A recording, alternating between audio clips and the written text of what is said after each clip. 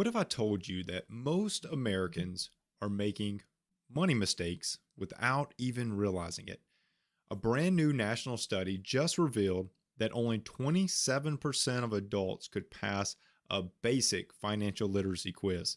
Just 7 questions, no algebra, no charts, just real world stuff: interest, inflation, mortgages, investing, and still 3 out of 4 people failed. This isn't about the test score. This is about how we make everyday decisions with our money, decisions that can build wealth or quietly drain it, and not even realize that it's these basic concepts that decides on building wealth or draining it. So in this episode, I am walking through those exact 7 questions, but I'm not just giving you answers. I'm breaking down exactly how each one teaches you something about personal finance, where you might be vulnerable, and how you can fix it. If you've ever felt behind, overwhelmed, or feel like money just isn't working in your favor, this is where you start. So let's jump into this quiz together. Let's go. Welcome to the Financial Mirror. Where future success is reflected in our knowledge of fixing the one thing we can control: ourselves. Welcome to the Financial Mirror, and thanks for joining me today as we continue to work to improve the one thing that we can control: ourselves. Here at the Financial Mirror, it's not about the numbers and spreadsheets alone, but about transforming and educating you on money so that you can make smart financial decisions. If this is the first time you're joining in, don't forget to hit subscribe on YouTube to be notified of all the new episodes as they release. If you're listening to us on Rumble, don't forget to follow the channel and like the video. And on any podcast platform of your choice, don't forget to like and subscribe to the podcast. So welcome to today's episode, because this is probably one of the most important ones I've done all year after seeing these abysmal test scores, quiz results. I don't know what you want to call it. And no, this is not clickbait. I want to go over this financial literacy test quiz thing so that you can kind of walk through it. Because this is not about, investing in crypto or flipping houses or, all these very, very niche financial concepts. This is just basic understanding of how money works. This is not a super hard quiz, but here's the kicker. According to a recent study, the Financial Industries Regulatory Foundation found that 27% of American adults are able to pass a simple 7-question quiz on basic financial principles. That's across all ages, income levels. This quiz is not math heavy. There's not trick questions. Like, you don't even need a calculator for some of them. Because you don't have to know an exact answer. You can kind of figure it out based off of the answer choices. But it's not like crazy. And it's just stuff like how savings accounts grow, and what inflation does to your money, and how interest impacts debt, and all these things. But if you're getting this stuff wrong on this quiz, it's not about you looking bad on this quiz. It's about making these everyday money decisions that are quietly draining your wealth over time just by not understanding the concept, right?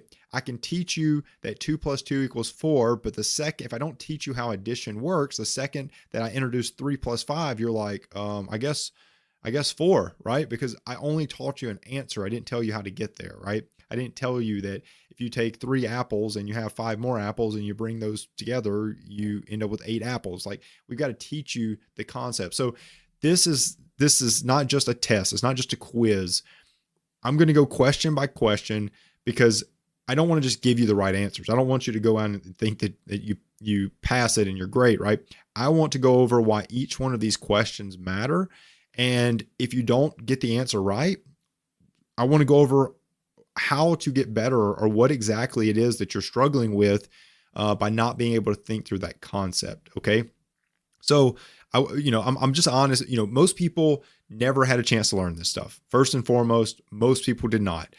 Maybe your parents didn't talk about money. Maybe your school didn't cover it, or maybe you just have been kind of figuring it out along the way, but you just are having a couple hiccups here and there, or don't know where to look. Most of us figure it out along the way, right?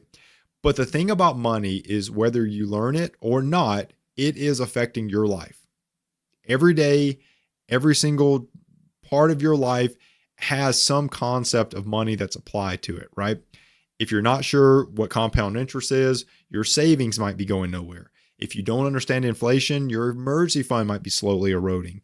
If you don't grasp risk and diversification, your investments might just be a gamble and not really a strategy. The good news is you do not have to have a finance degree to understand basic concepts of money. You just need to know where to look and where to educate yourself, because personal finance comes with some personal obligation to learn what this stuff is. Okay. So the article, just jumping in, I found it on money.com, and it talks about this, and it breaks out, by state who did well. The number one state was Minnesota at like 34.8%, Louisiana being last at around 18%. This isn't about, what state's better than what. It's just about saying we are all bad. Like our highest state, 34.8% of the people answered 5 questions correctly. Out of 7, they got 5 correct, right? Not good. Not good. But you can go in here and I'm gonna open this up. And this is the quiz. You don't have to sign up. I'll share the link below. You don't have to sign up for this. You don't need an account. This doesn't register to your name. Like, there is nothing out there that talks about, tying this back to you. But I do want to go through this because I think that it's important that if you can understand it, you can go a long way. So this first question, and if you're watching this, or excuse me, if you're listening to this on a podcast, I encourage you to go pull up this episode and rewatch it. If all you can do is listen, I'm going to try to walk through it, but I do show some examples of places you can go to find the answers to this. Like I said, you don't need a calculator to get through it, but if there are certain areas that you're like, I didn't know how you got there, or I didn't know exactly what you were talking about, go watch the video, because I am going to pull up some examples. And in the description below, I will put links to all the places that you can find some answers. Some of it you don't really need, but for calculators and things like that, I'll definitely give you access. So first question here is all about compound interest. So we're talking about how savings grow. So the question is, suppose you have $100 in savings in a savings account earning 2% interest a year. After 5 years, how much would you have? Right? More than 102, exactly 102, less than 102, or don't know. For a lot of the questions, don't know is normally an option, right? So suppose you have $100 in a savings account earning 2% interest.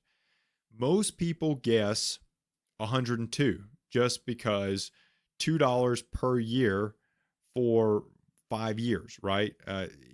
It's a little bit of a game, maybe, but here's the deal. Every year you earn interest on your interest, right?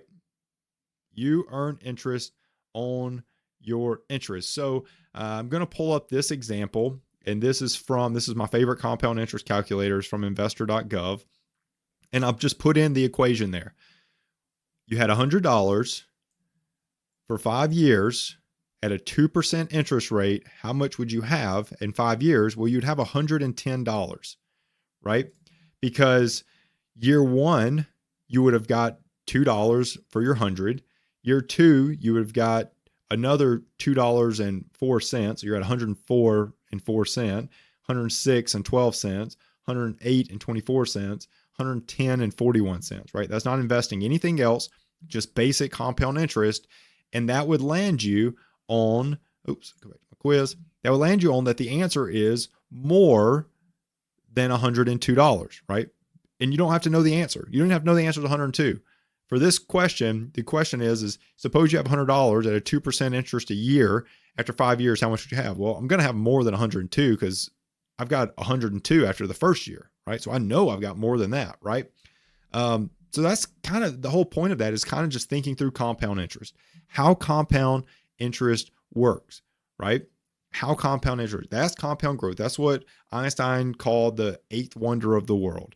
If you don't understand the concept of compound interest, you may be undersaving for retirement. You may be misjudging just letting money sit and grow in a very, very low yielding savings account. This specific thing, this ability to identify and calculate compound interest applies to high yield savings, CDs, investing. It literally is time plus interest equals increased buying power, right? Literally, that's it. But that's kind of how you walk through this one. And it's very much just using calculators like this, like the compound interest calculator, that would allow for you to understand. And if you said, I'm going to start out with $1,000 and in 5 years at a 2% growth, what am I going to have? Well, you're going to have $1,104 because instead of only gaining 2% of 100, you're gaining 2% of 1,000. So now you have 1,020, 1,040, 1,060, 61, excuse me, 1,082, 1,104, right? And you can just play with the numbers of how that looks. But that is how that one works. The next question says, imagine that the interest rate on your savings account is 1% a year and inflation is 2% a year. After 1 year, would the money in the account buy more than it does today, exactly the same, or less than today, right? Your money in this example is talking about your ability to look at inflation and real value, right? Your balance increases, but your purchasing power decreases, right? So your money is growing at 1% a year, but the purchasing power, the buying power is decreasing, right?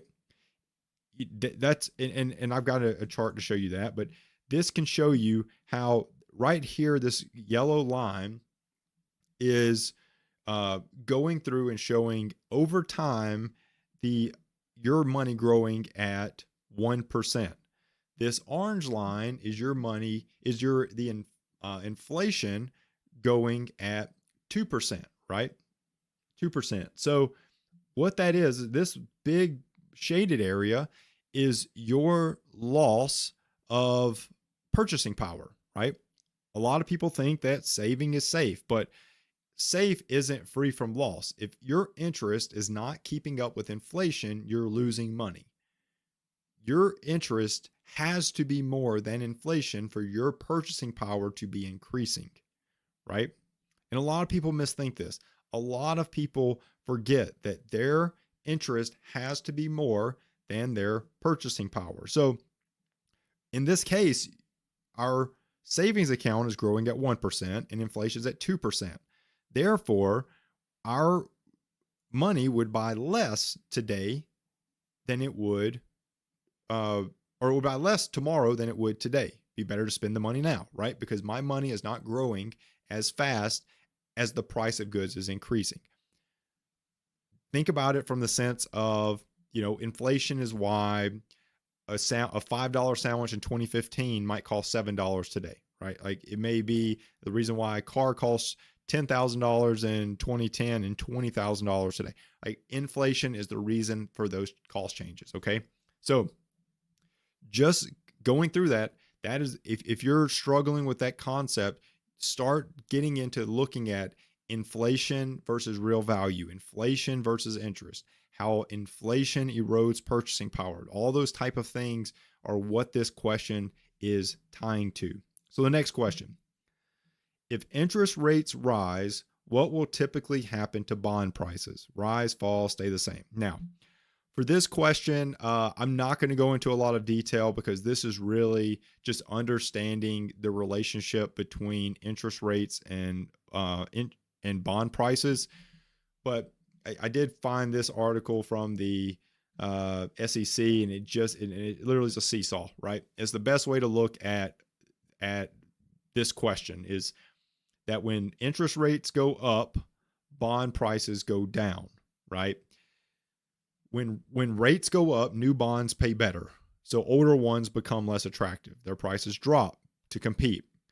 Many people with 401ks or retirement plans own bonds without realizing it. And a lot of times because they're safer. They're safer investments. But when interest rates change, it can lead to some surprise losses when it comes to bonds. So understanding the quote unquote safety of bonds is more nuanced, especially when inflation is rising, right? When interest rates are going up, bond prices are coming down, right? So this question, it really is. This is probably one that many miss, just because it's really just a question of do you know the relationship between interest rates and bond prices? If you understand that relationship, you know very quickly that they fall. But if you didn't know that relationship, then I could see where you would miss this one. I could see it. But just understanding that, if you look at your portfolio and you're invested in bonds or some type of bond, something, just know that when that bond prices are more nuanced than just saying that they're the safe investment, which, I mean, they are safe investments, but it's more than just invest in bonds for safe growth, right? Like that, those prices do change as well. So you have to keep up with that and inflation as well. Okay. So the next question is true or false? A 15-year mortgage typically requires higher monthly payments than the 30-year mortgage, but the total interest over the life of the loan will be less. Well, this is true, right? And I think for many, if you've been in the business of buying homes, for many people, you probably are aware of this. And this just is a quick little guide that I found that I thought was really nice from Bankrate.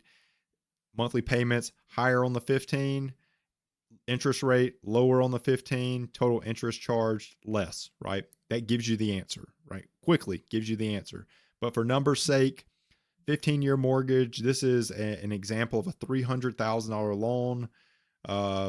Assume 6.6% interest on the 30, 6.01 interest on the 15. You can see monthly loan payments, $2,500 for the 15, $1,900 for the 30. So you do have a lower monthly payment, but instead of paying $155,000 in interest, you're going to pay $401,000 in interest, right? Because you're paying a higher interest rate and you're paying less per month. So more time for that interest to accumulate. So just a quick little down and dirty. This one's all about understanding loan term versus interest costs. It's all about thinking through, like, when you're purchasing a home, like what do you care most about? Do you care most about the lower monthly payment? Do you care more about how much you're going to blow in interest? All those type of things. And I don't want to say blow. There's some write-off stuff that happens. I got it. But how much you're going to spend in interest that could have been used for something else. Okay. So the 30-year loan does feel more affordable month to month, but you'll often pay double in interest. 15-year, you pay more now. You'll pay your home off faster, things like that. There's always opportunity costs and long-term payoff depending on what you choose. So pretty quick little down and dirty response there. I got a good example for this one. Buying a single company stock usually provides a safer return than a stock mutual fund. Pretty glaring faults on that one. I'm going to show you a very interesting example. This one's all about diversification and investment. So if you are buying into individual stocks, and I think that this is super common right now because there's a lot of sale, like 2-3 years ago, Tesla had a lot of big boom in their market. And it was like, oh, if you would have invested this much in Tesla, you would have had this much today, right? Same goes for Nvidia right now. Oh, if you would have invested this much in Nvidia, you would have had this much right now, right? Very, very commonly, people will look at one stock and say, oh, if you would have invested this much, you could have had all this other money, right? But when you look at that and you hear that, it sounds great, but one stock equals one company's fate, one bad day, one bad headline, all your money's tanked.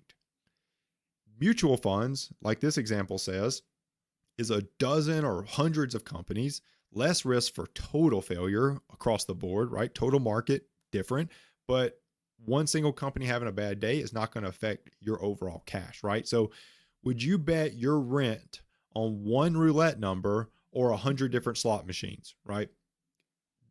And that's really what you're banking on. Could all 100 fail you? Yes.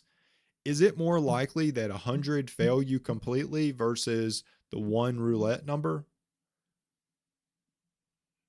Not likely, not super likely, right? So Diversification doesn't guarantee you profit, but it does reduce risk exposure. So the example I brought up is this is SPY. Over the last year, the SPY has returned a 10.11%. Pretty good, right? Pretty good. Going back to kind of that first question, inflation's around, let's just call it 3%. So over the last year, you've earned, had you been invested, that money that was invested has earned 7% increase in purchasing power over the last year, right? Because if cost of goods were going up about 3%, but your money grew at 10%, you get the net difference, right? So you are going to spend a little bit on increased cost of goods, but your money grew at 10%. So you get a 7% increase in purchasing power. Hopefully that's kind of starting to connect some questions here. However, if you would have taken the same dollars and invested it in Intel, you would be down 33% over the last year, right? Big difference. Big difference. Bet on one company, one bad day tanks your money. Bet on the market, one bad day, and you may have a small little dip, but you're not going to be drastically hit like a negative 33.34% over the last year for Intel. Even being, if I looked at the 5-year, I'm down 67% with Intel. And if I look at the 5-year, I'm up 96% with SPY, right? This is apples to apples, 5 years. Is your money going to be down 67% or is it going to be up 96%, right? Now, if you would have invested in Intel at its, original offering, you'd be up 6,000%. That's the headline that people get attracted to, right? That's the headline that people get attracted to because 6,000% versus SPY 1,200%, since it's, whatever the first date is on here. I don't even know what the first date is on here. What that's even pulling off of. That's the reason why I'm doing apples to apples, 5 years to 5 years. But regardless, you would be down money over the last 5 years, right? Had you been just invested in Intel. So big difference, right? So buying a single company stock provides safer returns than a stock mutual fund? False. Absolutely not. False. So just wrapping up right here, just going to go through these a little bit. Last two are pretty quick anyways, but suppose you owe $1,000 on a loan and the interest rate you're charged is 20% per year compounded annually. That's a key point. It makes it for easy math. If you didn't pay anything off at this interest rate, how many years would it take for the amount to double? What I like to teach people is the rule of 72. And if you understand the rule of 72, you understand compound interest from a lens of how fast your money grows, but you also understand how fast your debt grows, right? Because it's still interest, right? So the rule of 72 is that you take 72% and you divide it by your interest rate, and it gives you 72%. You take 72 and you divide it by your interest rate, and it tells you how long it would take your money to double. So if you take 72 and divided by 20% in this case, you would get 3.6 years. So that would land you in that 2 to 4 years. Now, you could do the same thing and say, well, I'm going to get a 20% return on my money. And you would say that in 3 years, my money would double, right? And so you could go either direction, but here's a little chart that shows that. And you can see, you can't really see, but this line right here is the 4-year mark right here. And this is the 3-year mark right here. So about 3.6 years is when that really starts to cross right around here. So that's when your money would have doubled. And this is debt at 20% interest. Double debt would be 2,000. 1,000 times 2 is 2,000. So you can see how high interest debt can explode very quickly. Like I said, what I wanted to cover here is the rule of 72. If you're not familiar with the rule of 72, become familiar with the rule of 72. It just talks about how long it takes your money to double. And it could be for interest for debt, or it could be for interest for growth, right? So just a quick little head scratcher there, which is great.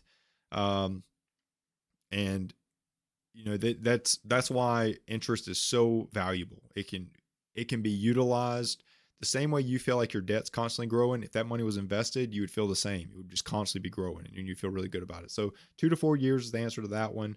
And then, which of the following indicates the highest probability of getting a particular disease? This one is really just, there's no math here. It's this is just straight up. Well, I mean, I guess there's math. It's just understanding percentages. So a 1 in 20 chance of getting the disease is 5%. 2% would be 2%. I'm not sure how else to do that one. So that's 2%. And then 25 out of every 1,000 people would be about 2.5%. So clearly 5% is the highest. And you can almost ask yourself, and I'm just saying, it doesn't matter.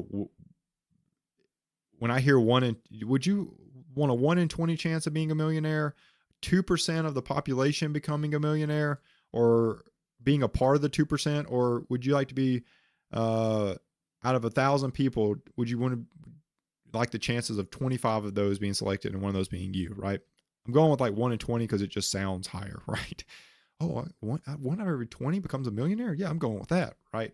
But whether this one's all about just understanding probability, whether it's evaluating an insurance premium, a lottery ticket, a stock success, your mutual fund, you cannot interpret risk. If you can't interpret risk, you're flying blind, right? So you've got to understand, like, what are my odds of this being successful? If it's a 3% chance of this being successful, and there's this other thing that's like an 85% chance, you should probably go with the 85%. So that's all it is, right? So you go through and you hit submit, and says we got 7 correct, no incorrect, and it gives you your average, so forth and so on. But that's really how that whole quiz goes. And I challenge you to go out and look at that. If you went through this before watching the episode and you missed one, don't beat yourself up, but don't ignore those concepts either, because those questions provide core areas of personal finance. And if you know which ones you struggle with, you can start growing in those areas. So if you want to master them, keep diving into those topics. I'll continue to go over, basic structure of financial literacy. But I hope you found this helpful. I hope that you took away some key insights here. But there is a lot of information around finances, but you really don't need to know all of it. You really just need to know the basic concepts, and all of a sudden you've been taught how to fish. And now you can go and fish. You can go eat. You don't have to wait for other people to teach you and show you. And just go understand basic financial things. You can read and understand and know what it is you're looking at. So keep getting after it. Keep learning as much as you can about personal finance, and you will be successful. Till next time, continue to prove the one thing you can control: yourself. Peace. Well, that wraps up today's Financial Mirror. Join us next week as we continue to work on ourselves, change our mentality, and to commit to achieving the success we always envisioned. Regardless of your platform, help us grow as a community. Please like, subscribe, and share with the people in your lives.